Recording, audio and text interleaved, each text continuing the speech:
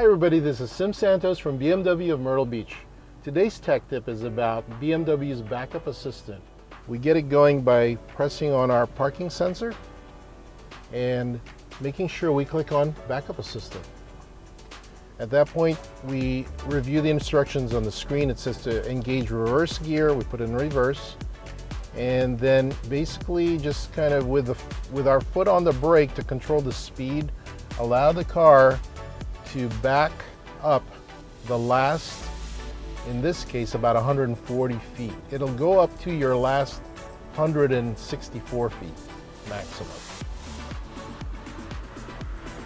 Again, the whole time I have my foot on the brake, controlling it, still maintaining control of the car as it steers its way through the last 164 feet of travel that was recorded by the car.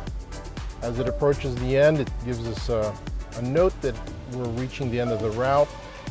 And then at that point, we just go ahead and take over the control of the car.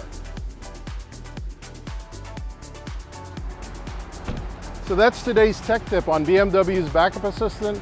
Come visit us here at BMW of Myrtle Beach. We'd love to show you that feature and all the features of our cars.